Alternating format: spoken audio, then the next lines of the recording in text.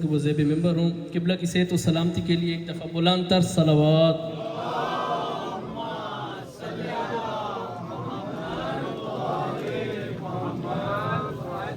نعرہ تکبیر، اللہ اکبر. نعرہ رسالت یا رسول اللہ. نعرہ حیدری حیدری حیدری حیدری حیدری. حسینیت زندہ باد، حسینیت زندہ باد، یزیدیت مردہ باد، یزیدیت مردہ باد. بلندتر صلوات. اللہم صلی علی محمد وآل محمد وعجل. ایک سورہ فاتحہ 3 دفعہ سورہ توحید پڑھ دیں تمام مومنین مومنات محرومین کے لیے، تمام علماء، تمام شہداء اپنے محرومین کے لیے، استاد سید ست جعفر شہید عارف حسینی کے روح کو.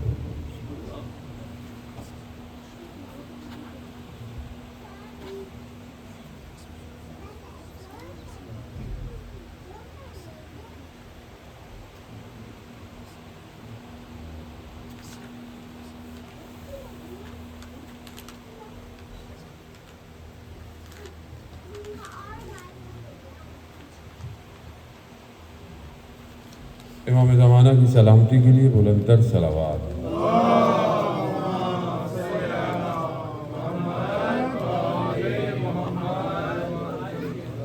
اعوذ باللہ من الشیطان الرجیم. بسم اللہ الرحمن الرحیم.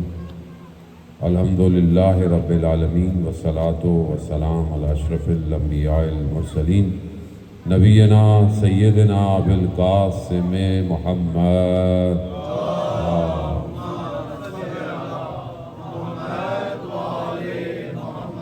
وعلى آلہ الطیبین الطاہرین المعصومین لا سیما بقیت اللہ فی الارضین. روحی وارواحنا لتراب مقدمہ الفدا ولعنۃ اللہ علی اعدائہم اجمعین. بسم اللہ الرحمن الرحیم. رب اشرح لی صدری ویسر لی امری واحلل عقدۃ من لسانی یفقہوا قولی. اما بعد فقط قال اللہ سبحانہ وتعالی فی کتاب الحکیم والقرآن المجید وما ارسلناک الا رحمۃ للعالمین. صلوات بھیجتے محمد وعلی صلی علی.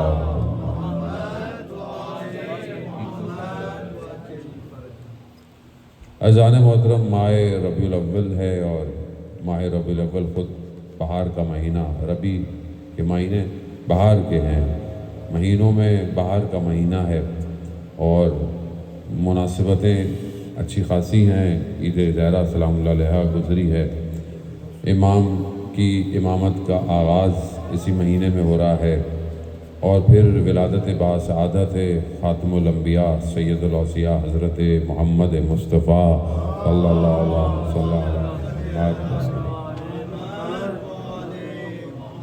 اور ولادت باسعادت رئیس مکتب جعفریہ امام جعفر صادق علیہ السلام. اللہم صلی علی محمد. تو آپ سب کی خدمت میں ان ایام کی تبریک و تہنیت عرض کرتا ہوں. خدا کی بارگاہ میں شکر گزار ہیں کہ پروردگار نے ان ایام میں ہمیں یہ توفیق عطا فرمائی کہ آپس میں جمع ہوں اور جس طرح عزاداری کی ہے، اہل بیت کے غم میں اپنے آپ کو غمگین کیا، اسی طرح اہل بیت کی خوشیوں میں اپنے آپ کو خوش کر. عزیزان محترم، پروردگار نے انسان کو بنایا ہے اور اس کی ہدایت کا انتظام بھی خود ہی کیا. نبی کو پہچاننے کے لیے مقصد نبی کا جاننا بہت ضروری ہے کہ اللہ نے انبیاؤں کو کیوں بھیجا. خدا قادر ہے، خدا ہر چیز پہ قدرت رکھتا ہے، خدا چاہے سب کر سکتا ہے، تو وہ کیوں انسان کو کسی حجت کے ذریعے سے ہدایت دینا چاہتا ہے. عزیزان محترم، انسان کی جو فطرت ہے وہ مدنی ہے، یعنی انسان اکیلا نہیں رہ سکتا، یہ اس کی فطرت میں اللہ نے رکھا ہے. اسے ایک سوسائٹی کی ضرورت ہے، ایک جامعے کی ضرورت ہے. اس سوسائٹی کے اندر ہر شخص کی ذمہ داری الگ ہے. جب لوگ آپس میں رہتے ہیں تو کہیں نہ کہیں ان کے حدود ہیں، کہیں نہ کہیں وہ ایک دوسرے کے ساتھ ان کو برتاؤ کرنا ہے. تو اب اسے ایک قانون کی ضرورت ہے. اب وہ قانون، وہ لا، وہ سسٹم کیا انسان خود نہیں بنا سکتا؟ کیا اللہ نے انسان کو اتنی طاقت نہیں دی، اتنی عقل شعور نہیں دی کہ وہ خود بنا لیتا ہے قانون اپنے لیے؟ تو تاریخ نے بھی اس بات کو ثابت کیا ہے کہ انسان اپنے لیے جو بھی بناتا ہے اس میں اپنا مفاد رکھتا ہے، اپنا فائدہ رکھتا ہے. کوئی بھی شخص ہو، ظاہر ہے انسان خطا کا پتلا ہے، جتنا بھی اپنے آپ کو بہتر کر لے کہیں نہ کہیں خود پسندی کا شکار ہو جاتا ہے، یا اپنے قبیلے کے لیے یا اپنے لوگوں کے لیے یا ان کے لیے ایک بہرحال جن سے اس کی کہیں نہ کہیں ہے. تو انسان، اور تاریخ نے یہ واضح بھی کیا کہ انسانیت نے ابھی تک جتنے قانون بنائے وہ قانون انسان کو کوئی بقا نہیں دے پائے. ابھی تک آپ دیکھ لیں کتنے 100 سال گزر گئے انسانیت کو، جتنے قانون ظاہری طور پر آئے جو ہم دیکھتے ہیں دنیا کے اندر، وہ قانون انسان کے لیے بقا نہیں. آج بھی آپ کے سامنے دنیا پریشان ہے، چاہے وہ فائنینشیل سسٹمز ہوں، چاہے وہ سوشل سسٹمز ہوں، چاہے کوئی بھی ہوں، آج آپ کے سامنے ہر چیز کولیپس کر ہے کیونکہ انسان نے خود اختراع کیا. تو اب کیوں انسان محتاج ہے؟ کیونکہ انسان اپنی خلقت سے خود واقف نہیں ہے. انسان اگر دیکھتا بھی ہے تو اپنا ظاہر دیکھ رہا ہے، جبکہ اللہ نے جو انسان کو بنایا ہے صرف ظاہری دنیا کے لیے نہیں بنایا. یہ تو تھوڑی دیر کی دنیا ہے، اصل تو وہ ہے کہ جہاں انسان نے ہمیشہ رہنا ہے. تو کوئی ایسا قانون ہو کہ جو اسے یہاں بھی کامیابی دے اور اسے وہاں بھی کامیابی دے. تو وہ قانون کوئی نہیں بنا سکتا سوائے خود پروردگار کے. اب وہ اس قانون کو بھیجے کس کے ذریعے سے؟ اسے ان کے ذریعے سے بھیجنا پڑے گا کہ جو صرف اور صرف اس کی اطاعت کرتے ہیں. جو شخص اپنے نفس اور خواہشات کا غلام ہو جائے وہ خدا کی اطاعت نہیں کر سکتا. اسی لیے اللہ نے اپنی طرف سے اپنے بندوں کا انتخاب کیا اور انہیں جو ہے وہ اپنا علم عطا کیا، رسالت عطا کی، نبوت عطا کی، اور پے در پے ایک ایک کر کر لوگوں کے درمیان میں بھیجتا رہا. ایک ایک کر کر آتے رہے. انسان کی عقل بھی رشد کرتی رہی، انسان بھی گروتھ کرتا رہا، یہاں تک کہ اللہ نے آخری نبی کو بھیجا. اب یہاں پر مقصد انبیاء نہج البلاغہ میں خطبہ میں مولا متقیان حضرت علی ابن ابی طالب علیہ الصلوۃ والسلام اللہم صلی علی محمد و مولا متقیان نہج البلاغہ میں فرما رہے ہیں، جب نبوت کی گفتگو آتی ہے فرماتے ہیں کہ اللہ نے انبیاء کے ذریعے سے دفن شدہ عقلوں کو باہر نکالا ہے. یعنی انسان کی جو عقل ہے وہ ظاہر ہے یہی ایک چیز ہے کہ جو انسان کو ڈفرینشیٹ کرتی ہے دوسری مخلوقات سے. ورنہ ہر مخلوق خدا نے بنائی ہے، ہر مخلوق خدا کی بہترین مخلوق ہے، لیکن صرف انسان کے پاس یہ ہے کہ اللہ نے اسے نطق دیا، عقل دی، لاجک دی، انڈرسٹینڈنگ دی. کسی اور مخلوق کے پاس یہ نہیں ہے. جیسے تھے ویسے کے ویسے ہی ہیں. پرندے جیسے اڑتے تھے ویسے ہی اڑتے ہیں، چونٹیاں جیسے اپنے کو کھانا جمع کرتی تھی ویسی کرتی ہیں، شہد کی مکھی جیسے شہد بناتی ہے. اے آئی کے دور کے اندر شہد کی مکھی کا چھتے میں کوئی تبدیلی نہیں آئی، ویسی کی ویسی ہے جیسے تھی. مگر صرف اللہ نے انسان کو عقل دی جو رشد کرتی ہے، جو درک کرتی ہے، جو ادراک کرتی ہے. وہ انسان کہ جو پہاڑوں پہ زندگی گزارتا تھا، وہ انسان جو گھاس پھوس کو اس طریقے سے، اسی انسان کو اللہ نے آہستہ آہستہ ترقی دی. لیکن اصل کمال عقل کا ظاہری دنیا کی ترقی نہیں ہے. اصل کمال عقل کا یہ ہے کہ وہ اپنے خالق کو پہچانے اور اسے سجدہ کرے. اصل انسان کی عقل یہی ہے. دنیا جس کو انٹلیکچوئل کہتی ہے، عقل والی بات کہتی ہے، یہ پڑھے لکھے لوگ نہیں ہیں، یہ دنیا ان کو پڑھا لکھا کہتی ہے. یہ دنیا کے پڑھے لکھے لوگ آج آپ کے سامنے ماڈرن جہالت کا شکار ہیں. لیکن اللہ نے جب نبی کو بھیجا تو نبی کے آنے سے پہلے عرب کے لوگ سورج کے نکلنے سے اپنے شکم کا انتظام کرتے تھے. جب صبح سورج نکلتا تھا تو ناشتے کے لیے، پھر جب سورج سر پہ آتا تھا تو پھر کھانا کھاتے تھے، پھر جب غروب ہو جاتا تھا تو پھر اپنے شکم کی طرف متوجہ، یعنی کھانے کے لیے متوجہ. لیکن جیسے ہی اللہ کا نبی آیا سورج کی موومنٹ نے سجدوں کو تعین کرنا شروع کر دیا. جب صبح کا سورج جب ہی نکل رہا تو فجر کے سجدے کیے، جب سر پر آیا تو ظہرین کے سجدے، اور جب غروب میں آیا تو پھر مغربین کے سجدے. یعنی وہی انسان کہ جو صرف شکم پرست اور میٹلسٹک تھا، اسے اس نبی نے آ کر بندگی اور عبودیت کی طرف لے کر آیا. یہ ہے اللہ کے نبی کا کام عزیزان محترم. یہ ہے اللہ کے نبی کا کام کہ جو انسان کے باطن کی اصلاح کرے۔ یتلو علیہم آیاتہ، تمہارے لیے قرآن کی آیات کی تلاوت کرے، ویزکیہم، اور تمہارا تزکیہ کرے، ویعلمہم الکتاب والحکمہ، تمہیں حکمت کی تعلیم عطا کرے۔ یہ اللہ کے نبی کا کام تھا۔ اب ہم اپنی زندگی میں دیکھیں، جان محترم، اللہ کے نبی آئے، اللہ کی کتاب لے کر آئے، اللہ کا قانون لے کر آئے، سب کچھ لے کر آئے، اور ایک امت کی تشکیل دی ہے کہ ایک امت بن جائے۔ تو کیا آج وہ امت ہے یا نہیں ہے؟ کیا آج ہم اس امت کی طرف بڑھ رہے ہیں کہ نہیں بڑھ رہے؟ اللہ نے نبی کو نہیں بھیجا تھا کہ لوگ تفرقوں میں بٹیں، لوگ فرقوں میں بٹیں، لوگ جو ہے وہ اپنے آپ کو لا تفرقو، قرآن کی آیت کہہ رہی ہے اپنے تفرقہ مت کرو۔ اب یہ بہرحال انسان کیوں اس سٹیج پر پہنچا؟ کیونکہ انسان اپنے نفس اور خواہشات کا غلام ہے، اور اگر اپنی اصلاح نہ کرے تو اللہ کے ولی کے مقابلے میں آ جاتا ہے۔ اور یہی ہوا کہ لوگ جو ہیں وہ رسول خدا کے جانے کے بعد بالکل اس دین سے پھر گئے کہ جو دین انہیں عطا کیا گیا۔ لیکن بہرحال جب تک انسان زندہ ہے اللہ نے اسے موقع دیا ہوگا۔ اب آپ دیکھیں کہ جب رسول خدا حضرت محمد مصطفیٰ صلی اللہ علیہ وآلہ صلی اللہ علیہ رسول خدا آئے تو اوس و خزرج آپ جانتے ہیں کہ کیسا قبیلہ ہے، اور آپس میں 200 سال ایک ایک جانور میں لڑائی ہے۔ انہیں ایام میں کہ جب رسول خدا نے بعثت کا اعلان کیا تھا ابھی، تو ایک قبیلہ ہے کہ لوگ مکہ کے کفار کے پاس آئے اور کہا کہ ہماری مدد کریں، ہماری جنگ۔ تو انہوں نے کہا کہ ہم تمہاری مدد نہیں کر سکتے، ہم تو خود مشکل میں گرفتار ہیں۔ کہا کیسی مشکل؟ کہا ہمارے درمیان میں ایک شخص کھڑا ہو گیا ہے جو اپنے آپ کو اللہ کا نبی کہہ رہا ہے، ہم تو اس مشکل میں گرفتار ہیں، ہم تمہاری کوئی مدد نہیں کر سکتے۔ میں نے کہا ٹھیک ہے، یہ مایوس ہو کے جانے لگے۔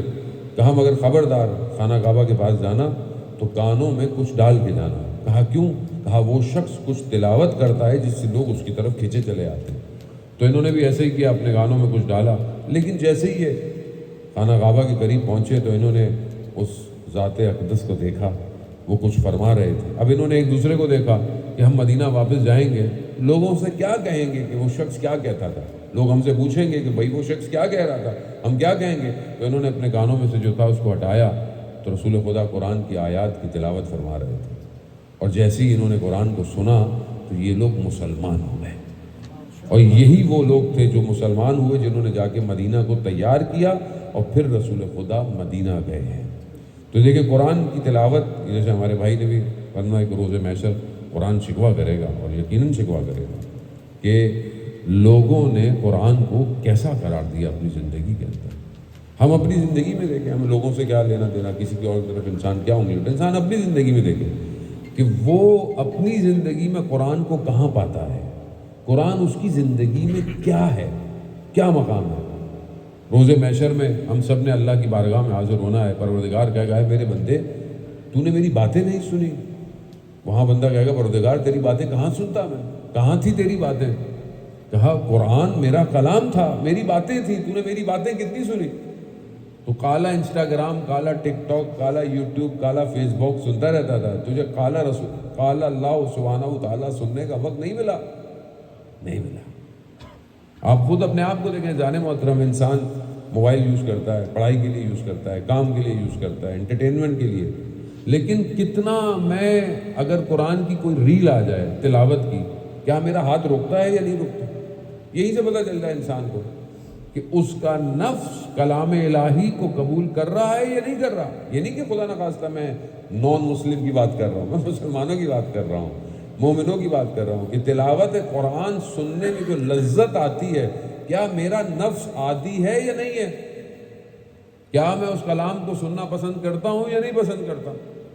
کتنی دیر سن سکتا ہوں، کتنی دیر تحمل کر سکتا ہوں؟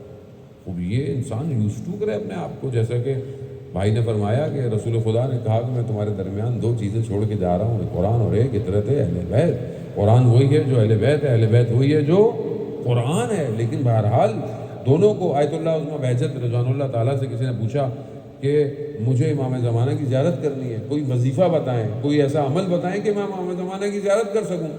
تو ان کا قرآن کی زیارت کرو، قرآن کو دیکھو۔ کہا کیوں؟ کہا علی مال قرآن و قرآن المال علی۔ علی قرآن کے ساتھ ہے اور قرآن علی کے ساتھ ہے. جب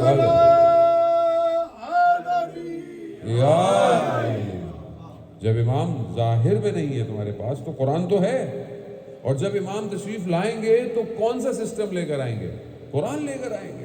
قرآن کا قانون آئے گا, قرآن کی سیرت آئے گی, قرآن کی تعلیم آئے گی. تو کیا میرا لائف سٹائل قرآنی ہے؟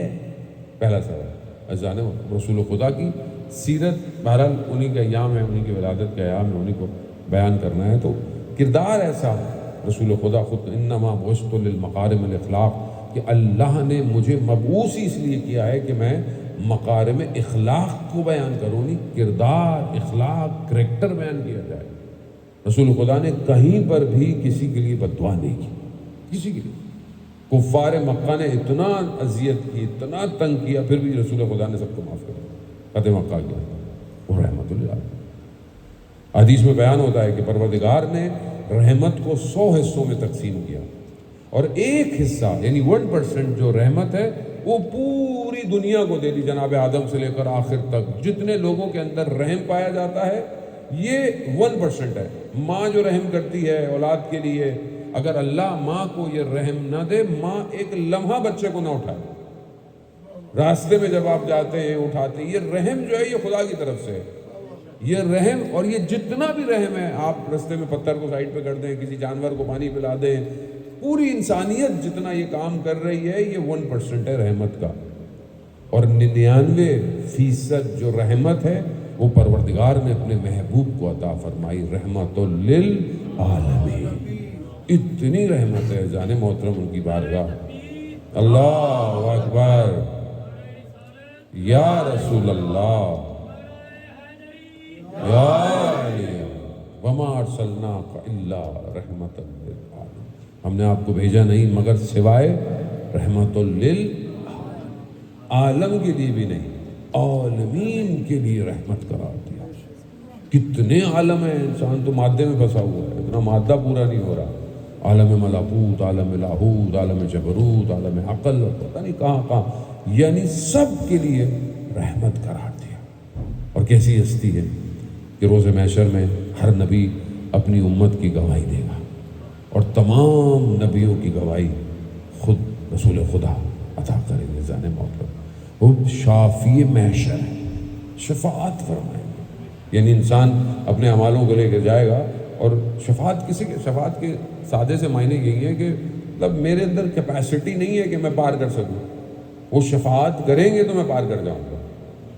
اعمال تو میں اپنی بات کر رہا ہوں, آپ کے مجھ سے بہتر ہی انشاءاللہ, لیکن انسان اپنے اعمال پہ کبھی نہ کرے, ڈیپینڈنٹ نہ ہو, ان کی رحمت پر ڈیپینڈنٹ کہ وہ نگاہ کرم کریں گے تو میں پھر نکل سکتا ہوں. لیکن کچھ کروں صحیح میں, یہ نہ ہو کہ میں کچھ بھی نہیں کروں, پیپر خالی چھوڑ کے آ جاؤں, پیپر پہ کچھ تو لکھ کے آؤں, بولوں ہاں میں نے لکھا تھا, کچھ کوشش کی تھی یا رسول اللہ, کوشش کی تھی, میں بھی اپنا کردار اچھا کرتا, کوشش کی تھی جیسے آپ ہمسایوں کا خیال رکھتے تھے, میں نے بھی کوشش کی تھی, کوشش کی جیسے آپ بزرگوں کا خیال رکھتے تھے, میں نے بھی کوشش کی جیسے آپ بچوں کا احترام کرتے تھے, میں نے بھی کوشش کی تھی. کوشش تو کرے آدمی, اپنے کردار کو تو بنائے. عزیزان محترم, مدینہ کے بچے, یتیم بچے بڑے ہو کر افتخار کرتے تھے کہ ہم وہ ہیں جنہیں رسول خدا نے اپنی آغوش میں اٹھایا, اور مدینہ کے بچے یہ کہتے تھے کہ ہم پوری کوشش کے باوجود بھی پہل نہیں کر پائے سلام کرنے میں. رسول خدا خود سلام کرتے تھے. ہمارے یہاں تو بچہ سلام نہ کرے, کس کا پتر ہے, سکھایا نہیں تینوں, تو ہم تو بیچارے کو ایسے جھاڑ دیتے ہیں. وہ آپ سلام کر لیں, آپ بچے کے ساتھ اچھا رہے. بہت زیادہ موزن ضروری ہے. اگر صرف باہر معاشرہ تو چلے بات کی بات ہے, گھر کا معاشرہ, گھر کا کیا, اگر آپ گھر بنانا چاہتے ہیں نا تو سنت پیغمبر پہ عمل کریں. آپ دیکھیں کہ سید الانبیاء ہے جانے مطلب, یہاں تو آدمی تھوڑا سا افسر ہو جائے, تھوڑا سا پڑھا لکھا ہو جائے, ماسٹرز ہو جائے, فلانا ہو جائے, ڈھماغا ہو جائے, تو بندہ تو سیدھا ہی نہیں ہوتا. رحمت للعالمین ہے, سارے نبیوں کا سردار. کنتو کنزن مخفیاً, میں چھپا ہوا خزانہ تھا, میں نے چاہا پہچانا جاؤں, میں نے رسول کے نور کو غل کیا. وہ اللہ اکبر, یا رسول اللہ, یا اللہم صلی علی محمد. اتنا سب کچھ ہوتے ہوئے آپ دیکھیں، روایت بیان کرتی ہے کہ امام حسین کو کاندھوں میں بٹھائے جا رہے ہیں. صحابی نے کہا کہ واہ ماشاءاللہ کیا سواری ہے. رسول خدا نے وہ یہ مت کہو کیا سواری ہے، کہو کہ سوار کیسا ہے، سوار کیسا. یعنی بچے بہرحال ان کا ساتھ، ان کا کردار، ان کا اخلاق، ان کے ساتھ رہنا، کیا ہم کرتے ہیں ایسے؟ کیا ہم اپنی زندگی میں دیکھیں، کیا ہم اپنے بچوں کے ساتھ ایسے ہیں؟ کیا ہم اپنے بچوں کی تربیت میں واقعاً یعنی ان کی تربیت کر رہے ہیں یا اپنی مرضی کر رہے ہیں؟ بعض اوقات انسان جو سوچتا ہے بچوں کو ایسے اٹھ جاؤ، بیٹھ جاؤ، فلانا کرو، یہ کرو، وہ کرو، ایسا نہیں ویسا نہیں. خوب یہ تو آپ سرکس کا جانور بنا رہے ہیں، ڈیسیجن میکر نہیں بنا رہے، اسٹریٹجیکل پلانر نہیں بنا رہے. یہ بچہ کہ کل امام کے ظہور میں کوئی کردار ادا کرے، اس کی تربیت کے لیے آپ کو اپنے آپ کو ختم کرنا پڑے گا، مارنا پڑے گا اپنے آپ کو. سید الانبیاء نے ایسی تربیت کی بچوں کی. آپ دیکھیں کہ وہی بچے ہیں کہ خود رسول خدا فرماتے ہیں کہ چاہے قیام کرے وہ بھی امام ہے، چاہے صلح کرے وہ بھی امام ہے.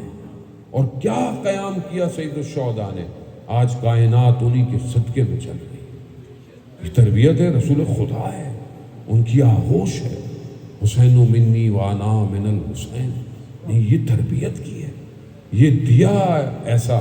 یقیناً گھرانہ ایسا گھرانہ ہے کہ کوئی، ہم تو سب ان کے غلاموں کے بھی غلام ہیں جانے محترم، لیکن ہمیں سکھا کر گئے کہ بچوں کی تربیت کیسے کرنی ہے، کس طریقے سے کرنی ہے. کردار دیں گے. رسول خدا کیا فرماتے ہیں؟ تم میں سب سے بہتر وہ ہے جو اپنے گھر میں اچھا ہے. تم میں سب سے بہتر وہ ہے جو اپنے گھر میں اچھا ہے، اور میں تم میں سب سے زیادہ بہتر ہوں کیونکہ میں گھر میں سب سے اچھا ہوں. یعنی ہم بعض اوقات دین کو باہر ڈھونڈ رہے ہوتے ہیں، امام بارگاہ میں، مسجد میں، ادھر ادھر. دین گھر میں ہے. اگر گھر صحیح ہے تو سب صحیح ہے. لیکن اگر آپ گھر کے اندر آپ اپنا کردار اچھا پیش نہیں کر سکتے تو آپ باہر تھوڑی دیر کے لیے ملنا ہے لوگوں سے، خوشبو لگائیں، عطر لگائیں، لوگوں کو بولیں گے بڑا معطر انسان ہے. گھر میں کتنا معطر ہے. اصل جو کینوس ہے وہ گھر ہے. آپ رسول خدا کا گھر دیکھیں، چاہے وہ جناب خدیجہ کبریٰ کا ہو، چاہے اس کے بعد ان کی بیٹی کا ہو، چاہے وہ بہرحال ازواج امہات المومنین جو بھی ہے، لیکن رسول خدا کا کردار دیکھیں آپ. ان کا کردار کیسا تھا؟ اتنا مضبوط کردار کہ جس نے پوری دنیا کو، قرآن کہہ رہا ہے کہ تمہارے لیے اسوہ حسنہ ہم نے قرار دیا. قرآن جسے رول ماڈل قرار دے دے، وہ ہستی کیسی ہستی ہے. آج ہم کیا اپنے لیے، بچوں کو دور کی بات ہے، میرے اپنے لیے کیا رسول خدا رول ماڈل ہے؟ میں اپنی زندگی کے 24 گھنٹوں میں کتنا رسول کو فالو کرتا ہوں. رول ماڈل کس کو کہتے ہیں؟ رول ماڈل اسی کو کہتے ہیں نا. بچے کے لیے مثلا رول ماڈل کوئی فٹ بالر ہے، کوئی کرکٹر ہے، کوئی فلانا ہے. کیوں رول ماڈل ہے؟ تاکہ اس کو دیکھتا ہے. کوئی بزنس پڑھتا ہے تو اس کے لیے کوئی بزنس مین ہو سکتا ہے رول ماڈل. ہر بندے کے لیے ایک رول ماڈل ہوتا ہے، ایک مینٹور ہوتا ہے جس کو فالو کرتا ہے، اس کو فالو کرتا ہے، تبھی وہ اس کو پیشن کو ڈرائیو کرتا ہے. قرآن کہہ رہا ہے تمہارے لیے اسوہ حسنہ رسول کی ذات ہے. یعنی رول ماڈل تمہارے لیے، سب کے لیے کہا. یعنی کہ بچے کے لیے، بڑے کے لیے، بوڑھے کے لیے نہ. گھر دیکھنا ہے تو رسول، باہر دیکھنا ہے تو رسول، ہمسائے دیکھنے ہیں تو رسول، محنت دیکھنی ہے تو رسول. یعنی ہر چیز جو ہے وہ رسول خدا، یہ رول ماڈل ہے. اب میں اپنی زندگی میں دیکھوں کہ میری زندگی میں کتنا حصہ ہے رسول خدا. میں نے اپنی زندگی میں کتنی سنن نبی پر کتابیں پڑھ لی. میری زندگی میں سنت پیغمبر کتنا ہے ذرا پریکٹیکل ہے. یعنی جو چیزیں میں کر رہا ہوں پریکٹیکل، اٹھ رہا ہوں، بیٹھ رہا ہوں، کھانا کھا رہا ہوں، کیا میں کھانا کھاتے ہوئے سنت پیغمبر پہ عمل کرتا ہوں؟ میں سوتے ہوئے سنت پیغمبر پہ عمل کرتا ہوں؟ میں ملنے میں، باتیں کرنے میں، کردار میں، اخلاق میں سنت پیغمبر پہ عمل کرتا ہوں؟ جانے ہوتا ہوں. تو پھر کون سا رسول ہماری شفاعت کرے گا جب میں کچھ کر ہی نہیں رہا؟ یعنی کچھ تو ہو کہ ہاں میں لائنیں کھینچ کے آیا تھا امتحان میں، کچھ سامنے والا میری لائنوں پہ کوئی نمبر دے دے گا. جانے ہوتا ہوں. کردار بنانا ضروری ہے. کیسا کردار ہے آپ دیکھیں کہ جب اصحاب کے درمیان بیٹھتے تھے تو پتہ نہیں چلتا تھا رسول کہاں ہے. یعنی اتنا لوگوں میں گھل مل جاتے تھے، اتنی سادگی تھی، اتنی زیست تھی.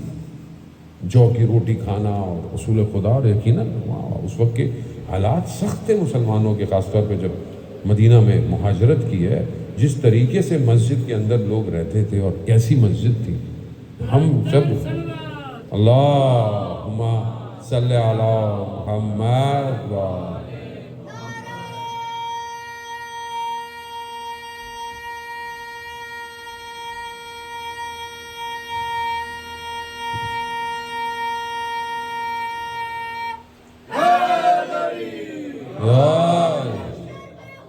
علی کا ٹیسٹ ہوگا، واہ جو پاس ہوگا وہ بیسٹ ہوگا، اور جس کے دل میں بغض علی ہوگا وہ یزید کے ساتھ اریسٹ ہوگا.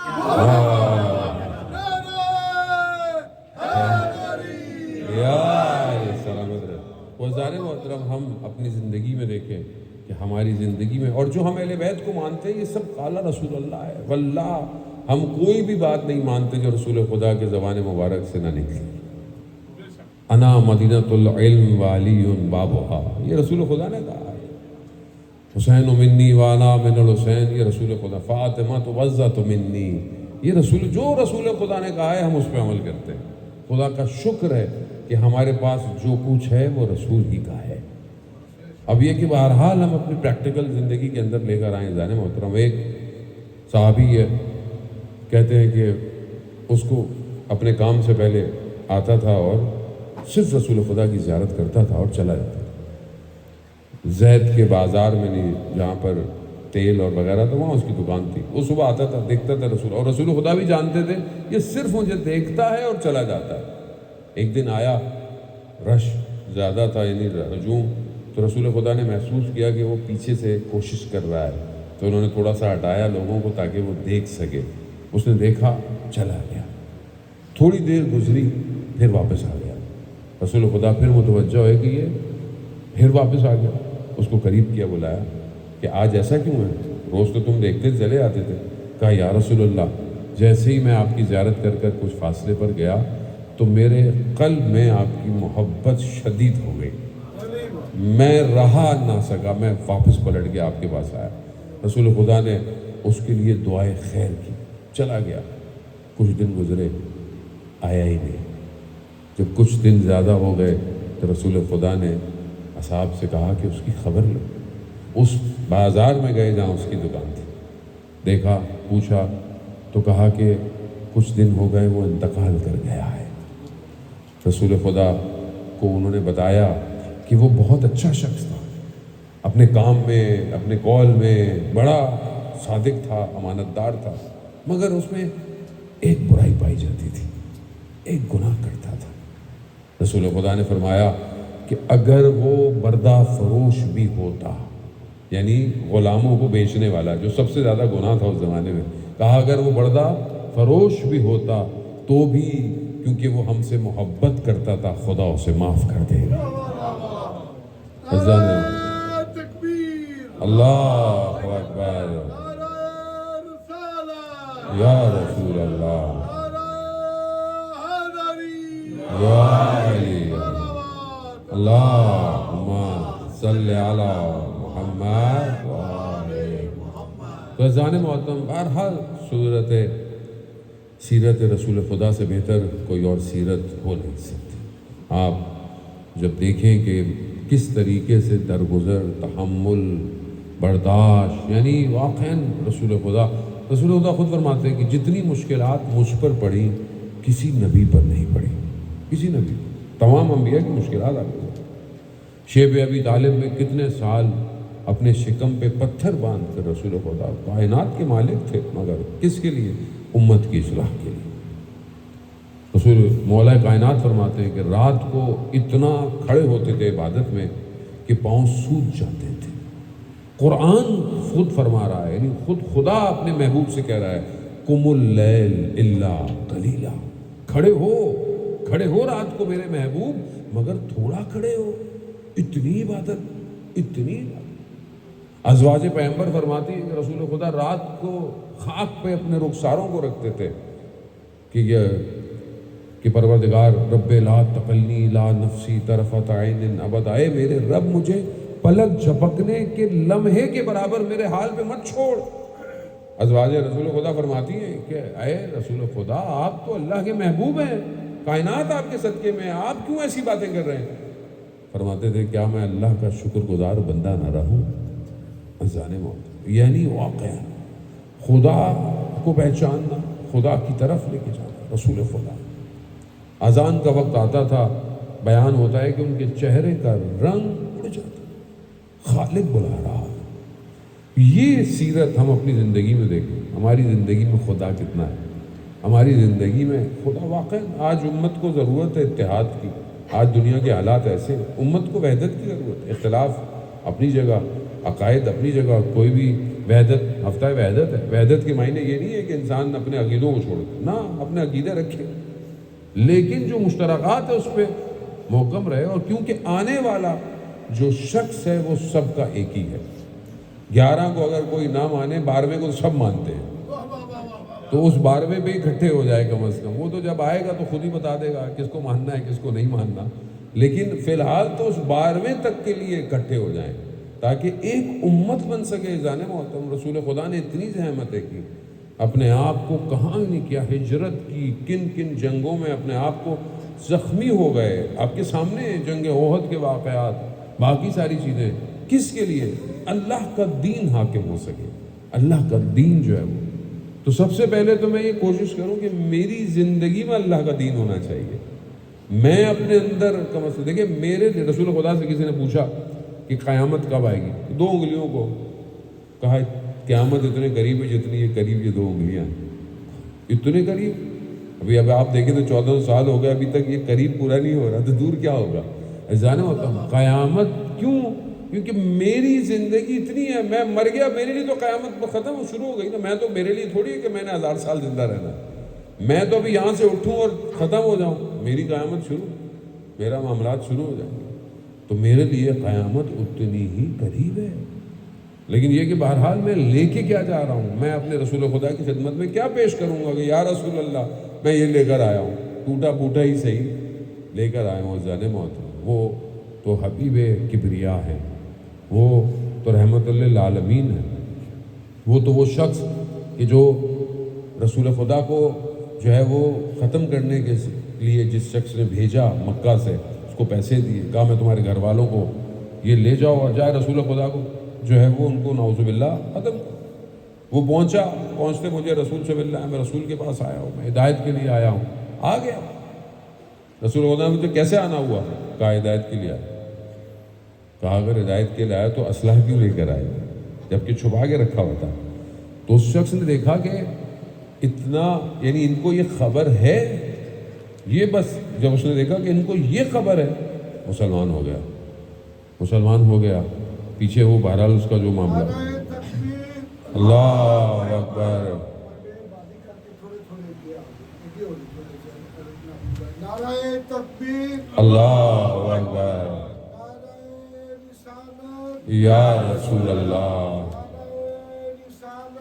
یا رسول اللہ،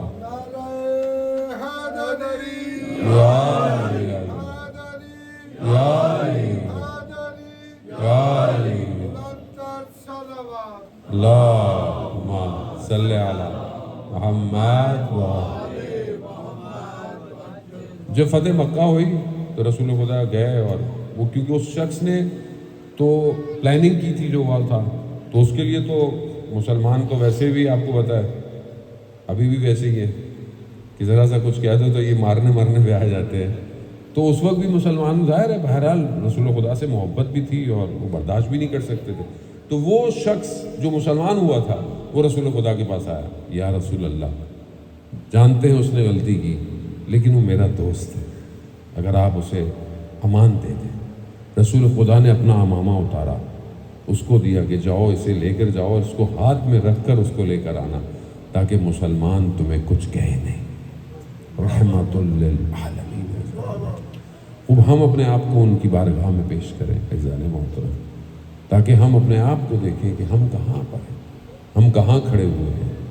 انسان واقعاً جب गुंबद खिजरा को देखता है। खुदा हम सबको मदीना की ज़ियारत नसीब फरमाए। अपने आप को रसूल खुदा से तवस्सुल करे, रसूल खुदा की बारगाह में जाए। वही हस्ती ऐसी है कि जिनके वजूद से इस उम्मत पे अल्लाह ने अजाब को रोका हुआ है, वरना हर नबी की उम्मतों पर अजाब आए, उन्होंने नहीं मानी बात, अजाब ना आए। मगर ये रसूल खुदा के वजूद का सदका है कि हम खुदा ना खास्ता, मैं अपनी बात कर रहा हूँ, आपको नहीं, कि गलत करते हैं मगर हमारे चेहरों पे नहीं आता, हमारी बाकी उम्मतों के अमाल उनके चेहरों पे आ जाते। तो हम बहरहाल उनकी बारगाह में अपने आप को शर्मिंदा महसूस करें और उनकी ज़िंदगी से अपने आप को मुत्तसिल करते हुए आगे बढ़ें। अयाम रबीउल अव्वल है, लेकिन खुदावंद मुताल आपकी पीछे अयाम अज़ा की तमाम इबादतों को, सआदतों को कबूल फरमाए और तौफीक दे कि आने वाले साल को हम ऐसे गुजारें कि हम अपने इमाम के ज़हूर को देख सकें, क्योंकि अव्वलो मोहम्मद, औसतो मोहम्मद, आखिरो मोहम्मद है, आखिरी भी मोहम्मद है। अब वो जो आएंगे ज़ाहिर है उसके लिए हम अपने आप को तैयार करें, अपने आप को इमाम की खिदमत में पेश करें। ज़ाहिर मोहतरम वही है, सबसे पहले इंसान अपने आप से शुरू करे, अपने घर से शुरू करे, अपने घर को ऐसा बनाए कि इमाम को अपने घर में दावत दे सके। और हर दौर के अंदर ऐसे लोग मौजूद हैं, होते हैं कि जो इमाम ज़माना का साथ देते हैं, इमाम ज़माना के साथ होते हैं। तो खुदा अल्लाहुम्मा सल्ली अला मुहम्मद व आले मुहम्मद। बहरहाल इंसान अपने आप को इस काबिल करे कि अल्लाह उसका इंतखाब करे, इमाम की निगाह करम उस पर हो। और यकीनन इन अयाम का वास्ता देते हुए जब इंसान रसूल खुदा से मुत्तसिल होगा, उनसे तवस्सुल करेगा, तो फिर इमाम की निगाह भी यकीनन हमारे ऊपर पड़ेगी। और यकीनन ये उन्हीं की नज़र करम है कि जो हम बचे हुए, खुद इमाम खुद फरमाते हैं कि हम तुम्हारे हाल से बाखबर हैं, वरना दुश्मन तुम्हें चीर फाड़ जाते हैं। और ये हकीकत है कि इमाम की निगाह करम हमारे ऊपर है ज़ालिम। और वैसे भी कि जो अपनी महफ़िलों को उनके ज़िक्र से सरशार करते हैं, उनकी ज़िक्रों से आबाद करते हैं, उनकी महफ़िलों पर मलाइका का निगाह होती है, उनकी महफ़िलों पर जो है वो ख़ुद उनकी निगाह होती है। एक ऐसा सलवात भेजें जो उन सब की निगाहें हम सब पर पड़ जाएं। अल्लाहुम्मा सल्ली अला मुहम्मद व आले मुहम्मद व अज्जिल फरज। आप देखें, ये घराना ही करीम घराना है। करम कहते ही उसे हैं कि जो बग़ैर मांगे अता हो, बग़ैर मांगे, यानी अभी आपने मांगा नहीं है लेकिन वहाँ से अता हो जाए। हम अपनी ज़िंदगियों में देखें कितना करम है। खुद ये जिक्र करना सबसे बड़ा करम है। इस दौर के अंदर जहाँ दुनिया पता नहीं क्या क्या कर रही है, वहाँ पर जमा होना और रसूल का जिक्र करना, अब ये कितना बड़ा करम है कि परवरदिगार अपने महबूब का जिक्र हमसे करवा रहा है। वो महबूब की जिसके सदक़े में कायनात है। एक साइल मस्जिद नबवी आता है और कहता है, मुसाफिर हूँ, ज़ादे राह चाहिए, लिबास चाहिए, खुराक चाहिए, कोई नहीं है।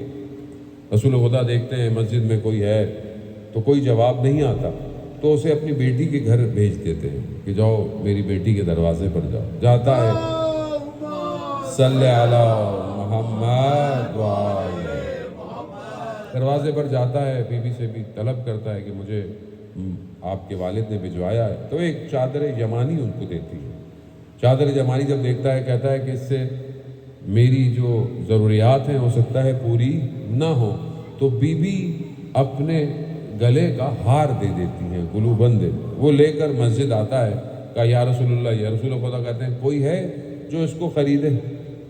तो जनाब अम्मार उसे लेते हैं और उस मुसाफिर को ज़ादे राह देते हैं, उसे खाना खिलाते हैं, उसको लिबास देते हैं और वो हार जो है वो वापस अपने ग़ुलाम को देते हैं।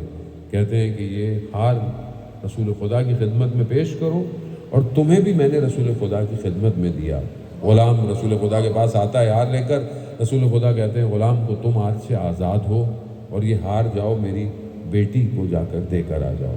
वो जब दरवाजे पर पहुंचता है ग़ुलाम, तो कहता है, अजब बाबरकत हार था, भूखे को खाना खिलाया, बेलिबास को लिबास बनाया, मुसाफिर को ज़ादे राह दी, ग़ुलाम को आज़ाद करा दिया और जहाँ से चला था वहीं वापस आ गया। اب یہ گھرانہ ایسا گھرانہ ہے جانا، یعنی ہم ابھی تک پھنسے ہوئے ہیں، ہم مادے میں پھنسے ہوئے ہیں، ہم میٹیرلسٹک چیزیں مانگ رہے ہیں ان سے، جبکہ مادہ تو کچھ بھی نہیں ہے۔ جو کربلا آئے تھے وہ مانگنے نہیں آئے تھے، وہ دینے آئے تھے۔ جو کچھ تھا چھوڑ کر آئے تھے، خالص آئے تھے، صاف ہو کے آئے تھے۔ ان کے دلوں میں نفرتیں نہیں تھیں، کدورتیں نہیں تھیں، قطع رحمی نہیں کرتے تھے، کسی کا حق نہیں کھایا ہوا تھا، جھوٹ نہیں تھا، یعنی پاک ہو کر امام کی خدمت میں آئے تھے۔ اور کیا آئے، پھر امام نے بھی انہیں کیا بنا دیا کہ آج تک ان کے وجود کا نور ہم گمراہوں کو راستہ دکھا رہا ہے۔ تو انسان اپنے آپ کو عزیزان محترم ایسا پاک کرے کہ اپنے امام کی خدمت میں پیش ہو جائے، وہ مانگے کہ جو وہ عطا کرنا چاہتے ہیں، ان سے ان کی مقام کی طرح ان سے کہے کہ آپ عطا کریں جو آپ بہتر چاہتے ہیں۔ میں تو بچے کی طرح ضد کر کے چھوٹی چھوٹی چیزیں ہی مانگنی ہیں، جیسے ایک چھوٹا بچہ مانگتا ہے دکان پہ جا کر، جتنی بڑی دکان ہو وہ اپنے ضرب کے حساب سے کھلونا مانگتا ہے کہ مجھے یہ چاہیے، مجھے یہ چاہیے۔ باپ کہتا ہے بیٹا اتنی بڑی بڑی چیزیں ہیں، کہا نہیں مجھے یہی چاہیے چھوٹا سا۔ خدا کی بارگاہ بھی ایسی ہے، ہم اس کی بارگاہ میں نہ جانے کیا مانگ رہے ہیں، اور رسول ہمیں کس طرف لے کے جانا چاہتے ہیں، ہمیں اس مقام کی طرف کہ جو بندگی کا مقام ہے، وہ جسے عطا ہو جائے۔ رسول خدا کی حدیث ہے عزیزان محترم کہ جو مومن دوسرے مومن کے عیبوں پہ پردے ڈالتا ہے، جنت اس کے اوپر واجب ہو جاتی ہے۔ یعنی کردار سازی جو ہے وہ بہت ضروری ہے۔ وقت بہرحال بڑی تیزی سے مغرب کی طرف پہنچ چکا ہے اور چاند گرہن بھی ہے اور وہ وقت بھی چل رہا ہے، تو ہمیں بہرحال وہ نماز آیات بھی پڑھنی ہے، واجب ہوتی ہیں، تو وہ انشاءاللہ ابھی ہم نماز کے بعد باجماعت پڑھا دیں گے انشاءاللہ، سب اس میں نہیں بس وہی ہے، نماز آیات پڑھیں، کہتے ہیں صدقہ بھی دیں تو اچھی بات ہے، ویسے بھی صدقہ دینا چاہیے، لیکن یہ کہ بہرحال بہتر ہے کہ اگر صدقہ بھی دیں تو بہتر عمل ہے، لیکن جو چیز واجب ہے وہ نماز آیات ہے۔ کسوف ہیں کیونکہ زلزلہ ہو، طوفان ہو، ایسی چیز جو حوادث طبعی ہیں، نیچرل جو ڈیزاسٹرز ہیں ان کے اندر، اور خاص طور پہ جہاں خوف اور اعراض ہو اس کے اندر نماز آیات واجب ہے۔ اگر نہیں پڑھیں تو آپ کو قضا کرنی چاہیے۔ بہرحال بہت سی چیزیں ایسی زلزلہ آئے جا رہا ہے، اس ٹائم آپ نہیں پڑھ سکتے، اس کے بعد پڑھتے ہیں بہت سے، لیکن جو چاند گرہن یا سورج گرہن ہے جو اس کا ٹائم ہوتا ہے اس کے اندر اس کو پڑھنا واجب ہے۔ بہرحال دست دعا خدا کی بارگاہ میں رحمت للعالمین کے صدقے، محبوب کبریا کے صدقے، پروردگار اس بابرکت مہینے میں تم نے حضرت آمنہ کے گھر کے اندر جو رونق بخشی ہے، جناب عبد المطلب کے گھر کے اندر جو چراغ دیا جس نے کائنات کو روشن کر دیا، پروردگار ان کے صدقے میں امام زمانہ کے ظہور میں تعجیل عطا فرما، ہمیں ان کے ناصروں ان کے مددگاروں میں شمار فرما، پروردگار امت مسلمہ کو وحدت ہو کر آگے بڑھنے کی توفیق عطا فرما، مظلومان کائنات کی مدد فرما، پروردگار ہمارے محرومین کی مغفرت فرما، حاضرین میں جو لوگ بیٹھے ہیں پروردگار ان کی تمام جائز خواہشات کو پورا فرما، جو بچے ہمارے درمیان پڑھتے ہیں پروردگار ان کی مزید توفیقات میں اضافہ فرما، ہمارے بزرگوں کا سایہ ہم پر قائم فرما، پروردگار جو بے اولاد ہیں انہیں اولاد صالح اور نیک عطا فرما، جو بے روزگار ہیں رزق حلال عطا فرما، پروردگار جو بے گناہ اسیر ہیں دنیا میں کہیں انہیں جلد سے جلد رہائی عطا فرما، پروردگار ہم خطا کار ہیں، ہمیں مرنے سے پہلے توبہ کی توفیق عطا فرما۔ بہت سارے لوگ بیمار ہیں، مجھے بھی کہا گیا ہے، ہمارے کاظم بھائی جو خاص طور پہ کلون کے ہیں وہ بھی مریض ہیں، اور بھی بہت سارے لوگ مریض ہیں، تمام سے دعا کہی ہے انہوں نے، پروردگار حاضرین میں بھی جتنے مریض ہوں، آپ کے دوست احباب رشتہ دار ہمسائے، پروردگار ان سب کو رسول خدا کے اس ذات اقدس کے صدقے میں پروردگار شفا کاملہ اور عاجلہ عطا فرما، پروردگار ہمیں حج عمرہ اور زیارات کی توفیق عطا فرما۔ اللہم ارزقنا زیارت الحسین فی الدنیا و شفاعتہ فی الآخرہ، صلوات بے محمد و آلہ۔